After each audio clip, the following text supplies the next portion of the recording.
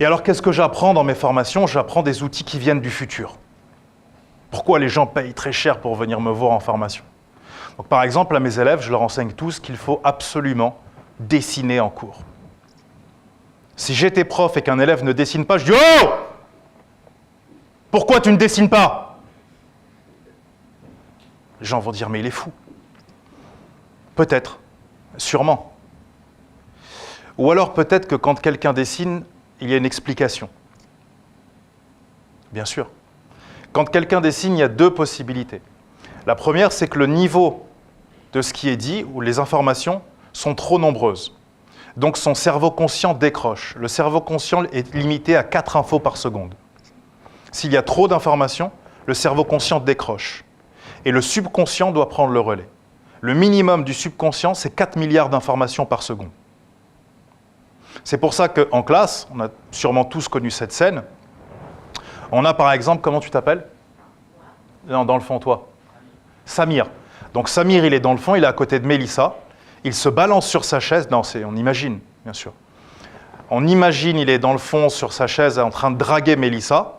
Donc il fait plusieurs actions. Il se balance, il drague Mélissa, il mange un chewing-gum. Et à un moment, le professeur lui dit « Samir !»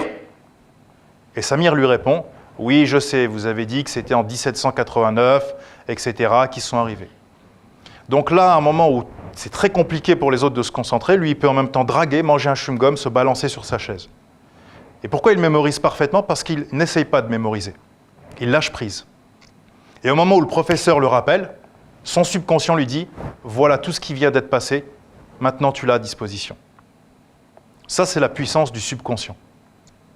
Et donc, quand il y a trop d'informations pour un élève, on ne lui demande pas de rester concentré. On lui dit « dessine ». Prends un papier et dessine. Ça permet à ton conscient de se concentrer sur le dessin et ton subconscient, qui a 4 milliards d'infos, de prendre le relais. Donc voilà, par exemple, certaines choses que j'enseigne aux gens, comme quoi dessiner peut paraître stupide parfois, alors qu'en fait, c'est la meilleure chose à faire, bien sûr.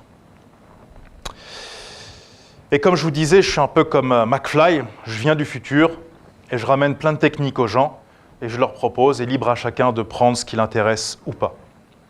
Et puis il y a le E égale MC2, j'aime bien les équations de la légende personnelle, parce que beaucoup de gens me disent, d'accord, vous avez fait tout ça, mais moi maintenant je fais comment pour ma légende personnelle? Je leur dis, c'est très simple, voilà l'équation. Tu vas essayer de réussir. Et inévitablement, comme tous les êtres humains, tu vas misérablement échouer. Tu vas essayer d'être en couple, et misérablement, comme tous les êtres humains, tu vas échouer. Parce que tu n'as pas été formé à être en couple. Tu n'as pas été formé à réussir. Tu n'as pas été formé à donner la meilleure version de toi-même. Mais qu'est-ce que la plupart des humains vont faire après l'échec? Ils vont s'arrêter d'essayer. Parce qu'ils vont se dire, j'ai souffert, je ne veux plus jamais souffrir, donc je préfère souffrir d'être comme je suis maintenant, plutôt que de prendre un nouveau risque et d'obtenir quelque chose en retour. Et c'est pour ça que seulement 5% de l'humanité arrive ici. Parce que les 5% ont compris qu'il fallait essayer, échouer, jusqu'à trouver le bon chemin pour réussir. Et il faut complètement oublier, si vous voulez réussir, les notions de gain, de perte et d'échec. Vous allez perdre, vous allez échouer, vous allez souffrir. Et comme 95% de l'humanité n'est pas prêt à ça, si vous le faites, vous allez obtenir ce que seulement 5% de l'humanité obtient. En termes de réussite, en termes d'argent, en termes de potentiel intellectuel, etc. Et les étapes, je vous les ai écrites. Donc la première étape, la plus importante quand on est jeune, c'est de chercher quel est ton pouvoir. Parce que tout le monde a un pouvoir dans cette pièce. Chercher son pouvoir sans compétences techniques, ça demande 10 ans. Une fois que tu as trouvé ton... évidemment, tu vas échouer. Donc chercher son pouvoir, ça peut être se dire, moi je veux faire du rap. Je veux être un rappeur. Donc, par exemple, moi j'ai voulu être rappeur à une époque. Et puis après, le rap me plaisait plus, donc j'ai fait du slam. Vous connaissez tous le slam? Voilà. Et j'ai été champion de France de slam. Et puis après, ça ne me plaisait plus. J'ai écrit des livres. Et puis, de fil en aiguille. Donc au début, je pensais que c'était le rap, la vérité. Et puis ensuite, le slam. Et puis ensuite, l'écriture. Et aujourd'hui, j'écris. Mais peut-être que ce n'est pas la vérité ultime. C'est pour ça que tu dois chercher ton pouvoir, chercher encore, trouver ton pouvoir, et ensuite transmettre ton pouvoir aux autres. Donc si quelqu'un est passionné par le rap, qu'il a fait un album, il a fait tout ça, la meilleure chose maintenant, c'est de faire des concerts. Et puis ensuite des ateliers d'écriture. C'est ça sa légende personnelle. Si quelqu'un est entrepreneur qui sait gagner des millions, c'est facile pour lui de gagner des millions. Qu'est-ce qu'il doit faire? Il doit enseigner quoi aux gens? Comment gagner des millions facilement? Tu vois? Si quelqu'un est bon à l'école, qu'est-ce qu'il doit faire? Il enseigne aux gens comment être bon à l'école. Tout simplement. Et donc la stratégie 2 qui va avec la légende personnelle, ce qui est hyper important, c'est d'avoir un rêve. Et souvent on vous dira, ouais, c'est niais, ouais, avoir un rêve, ouais, t'es dans les nuages et tout. Bien sûr, bien sûr. Alors, voilà le rêve de 2 personnages que je vais vous présenter. C'était de se taper le Dawn Wall, le mur le plus dur au monde à escalader. Donc vous voyez, hein, c'est tout droit.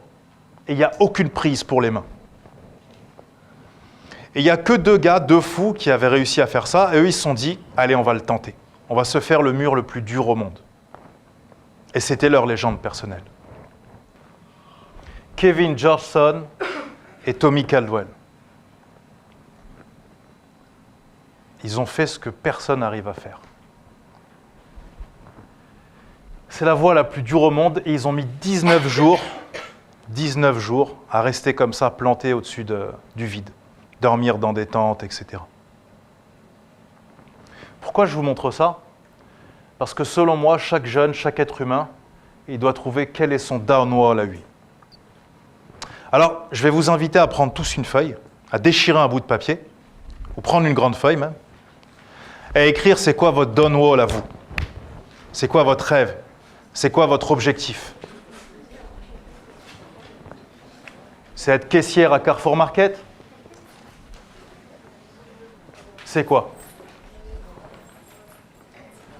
Et vous l'écrivez en gros sur la feuille.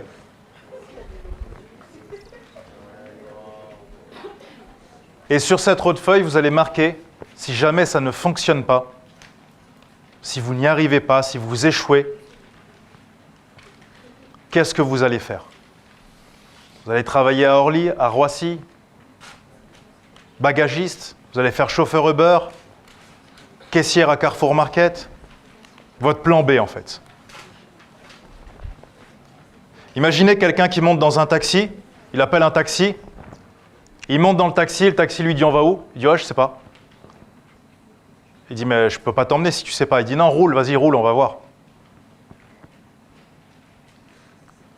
Si votre père il est chauffeur de taxi qui vous raconte ça quand il rentre le soir, et tu dis après, on a roulé pendant des heures, et il disait rien, non, il regardait par la fenêtre, il était content. Vous dites quoi de cette personne? Il est stupide, il va monter dans un taxi, c'est pas où il va. Ça c'est juste un taxi. Ça c'est juste un taxi. Imaginez quelqu'un, il ne sait pas où il va dans sa vie. Donc vous avez tous écrit votre rêve et votre plan B, n'est-ce pas? Super.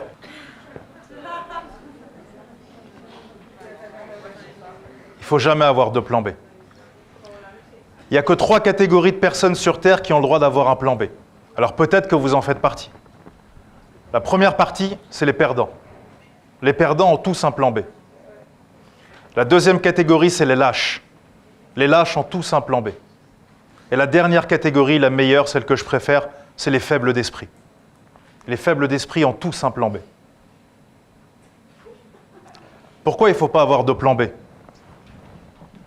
Alors il y a un livre que vous avez sûrement tous lu, puisque c'est un des 10 classiques de l'humanité, qui s'appelle L'art de la guerre de Sun Tzu. Vous connaissez Sun Tzu? Dans son livre, Sun Tzu explique que quand on prend d'assaut un village et qu'on encercle les villageois, on doit toujours laisser une petite issue pour qu'ils puissent s'échapper. Et beaucoup d'empereurs lui disaient « Mais pourquoi tu fais ça ?» Et c'est vrai qu'il se rendait compte qu'à chaque fois qu'il faisait ça, il gagnait la guerre. À chaque fois qu'il encerclait un château, il laissait une petite issue. Un village, il laissait une issue. Et c'est vrai qu'à chaque fois, l'armée gagnait. Un jour, l'empereur était exténué et lui dit « Écoute, explique-moi quelle est cette technique extraordinaire. » Et Sun Tzu lui dit « Quand on encercle un village et qu'on va massacrer hommes, femmes et enfants, et que les gens voient qu'ils n'ont plus aucune issue, comme l'homme et la femme savent qu'ils vont mourir de toute façon, ils vont ramasser ce qu'ils peuvent et ils vont se battre avec ce qu'on appelle l'énergie du désespoir. Et à ce moment-là, une simple femme ou un seul homme peut combattre 10 samouraïs et lui tout seul. Parce qu'il a l'énergie du désespoir. Et il veut en tuer le plus possible ou essayer au maximum de sauver son enfant, sa femme et ses voisins. Mais si tu laisses une issue, certains s'échappent, certains hésitent et tu crées de la confusion. Donc si tu veux gagner la guerre, tu dois toujours laisser une issue aux gens. Le cerveau, c'est la même chose que la guerre. Si tu laisses une issue dans ton cerveau et que tu te dis « Allez, je fais mon ONG. Ouais, mais au cas où ça ne marche pas, je fais quoi ? Bah, je vais reprendre la cuisine. Bah, je vais faire ça. Ouais, non, après, je ferai ça, de toute façon. » Qu'est-ce que tu es en train de faire dans ton cerveau ? La même chose que Sun Tzu fait dans un village. Tu crées une faille. Et cette faille t'empêche de te battre avec l'énergie du désespoir. C'est-à-dire qu'une fois que tu as trouvé ton downwall, oublie tout le reste. Oublie tout le reste. Et conquiert ton downwall. C'est la seule et unique chose que tu as à faire.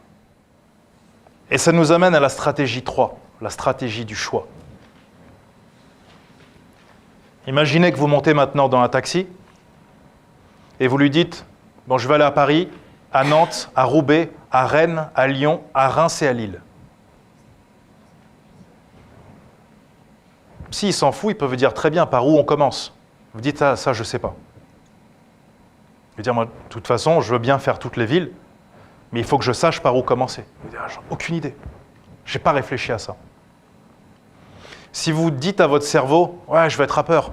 Ouais, mais non, parce que je veux faire ça. Et maintenant, je veux faire ça. C'est comme si vous dites à un taxi, je veux aller partout. À la fin, il ira nulle part.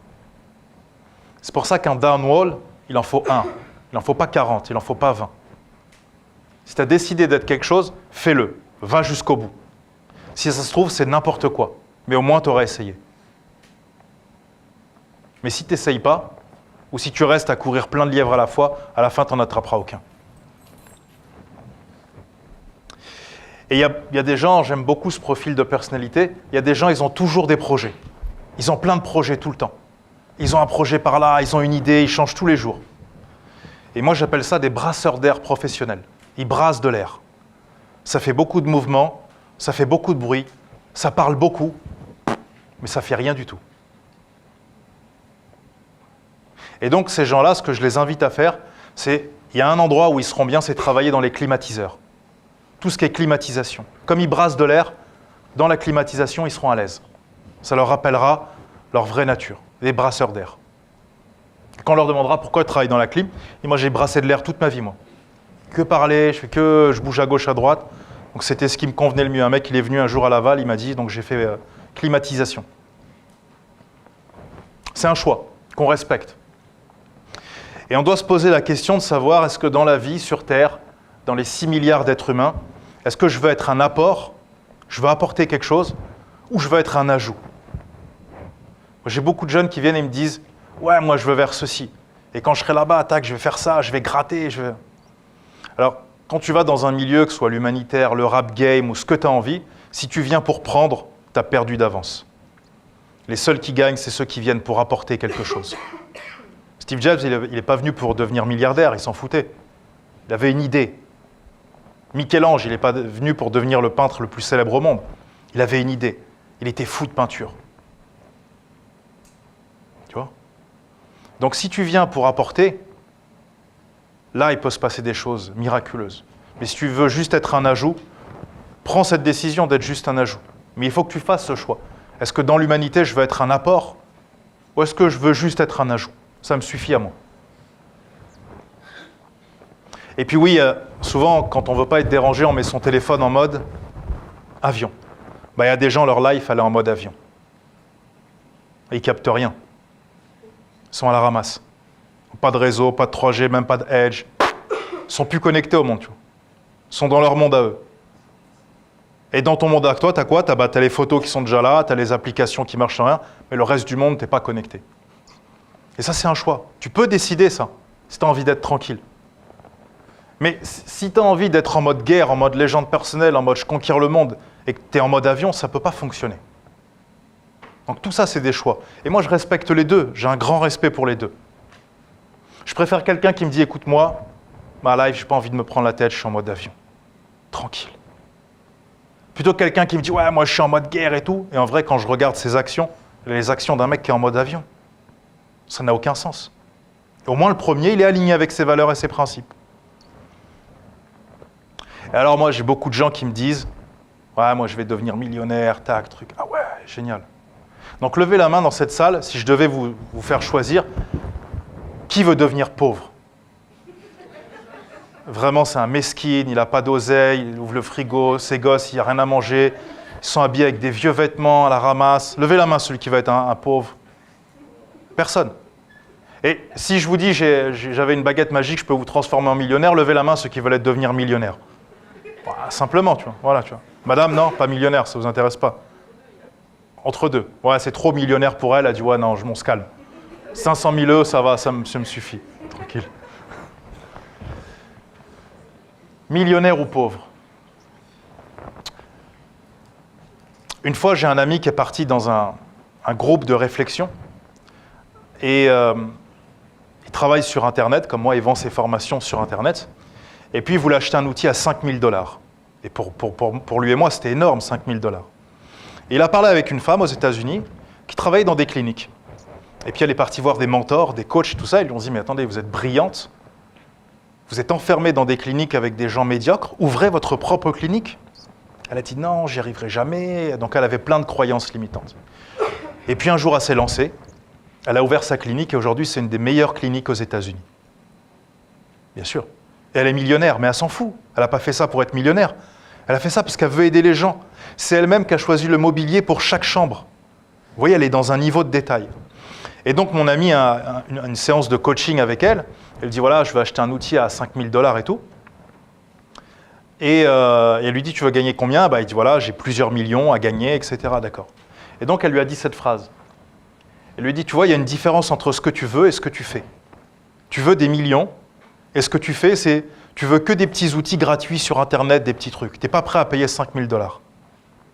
Ça ne peut pas marcher. Il faut qu'il n'y ait aucune différence entre ce que tu veux et ce que tu fais. Et ensuite, il lui a dit, juste pour m'expliquer concrètement, donc qu'est-ce que je dois faire? Et elle lui a dit cette phrase magnifique. Elle lui dit, tu vois, tu as des objectifs qui sont comme ça, et tu as des actions qui sont comme ça.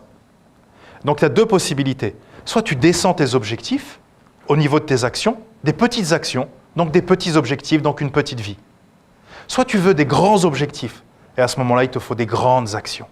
Il te faut te lever très tôt, il te faut des outils à 5 000 $, il te faut te former, il te faut retourner à l'école, etc., etc. Et moi, je vois beaucoup de gens, ils ont des projets comme ça. Mais quand tu regardes leurs actions, certains ont des actions comme ça. D'autres, tu regardes, il n'y a même pas d'action, en fait. Il n'y a même pas d'action. Il va devenir footballeur, il va devenir, je ne sais pas quoi, mais il n'y a rien, en fait, du tout. Il fait que parler. Et il devrait, comme l'autre, travailler dans les climatiseurs. Alors, on va voir ensuite qu'il y a deux types de prophéties.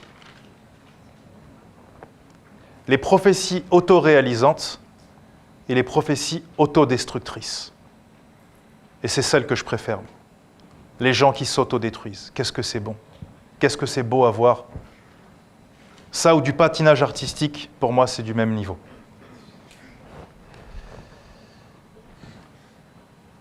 Millionnaire, c'est possible ou pas de devenir millionnaire? Par exemple, toi, tu penses que... Comment tu t'appelles? Mélissa, tu peux devenir millionnaire? Ah, Mélissa, t'aurais dû t'asseoir dans le fond. Pour l'exemple, au moins. Tu peux devenir millionnaire comme ça en 1-2 ans ou non, là, c'est chaud pour l'instant? Ok. Quelqu'un pense que c'est impossible pour lui, il dit non, moi, là, maintenant, là, c'est mort. De toute façon, toi, quelqu'un d'autre? Donc, tous les autres, vous pensez que c'est possible? Ok, cool. Alors, j'ai une bonne nouvelle. Que tu penses que tu peux ou que tu ne peux pas, dans les deux cas, tu as raison. Bien sûr. Pourquoi? Exactement, ouais. Si tu penses que tu es un abruti ou qu'on t'a dit que tu es un abruti et que tu le crois, oui, tu vas être un abruti. Ouais. Mais si tu penses que tu es un génie et que peu importe ce qu'on va te dire, tu as décidé que tu seras un génie, il est fort probable que tu le deviennes. Après, chacun appelle ça comme il a envie, mais en effet, oui. Et donc que tu penses que tu es un génie ou un abruti, en effet, encore une fois, dans les deux cas, tu as raison. Donc quand tu penses que tu peux devenir millionnaire ou pas, et millionnaire est un exemple comme un autre, dans les deux cas, tu as raison. Et c'est ta croyance qui va définir sûrement ce qui va t'arriver. Et donc nous, on va chercher quels sont les types de croyances. Parce que ce qui va nous intéresser, c'est d'avoir le bon type de croyance.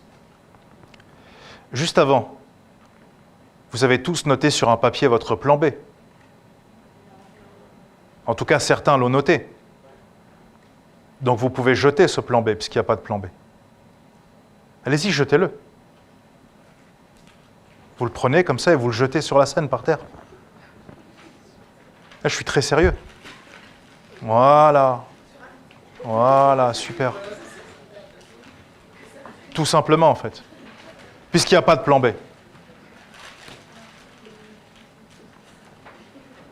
Il y a un plan B ou pas? Il n'y a pas de plan B. Non. Voilà, tout simplement. Tout simplement.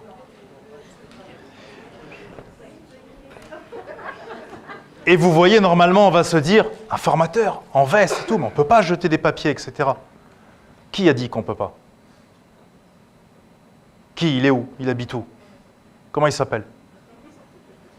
Personne? Donc c'est une croyance.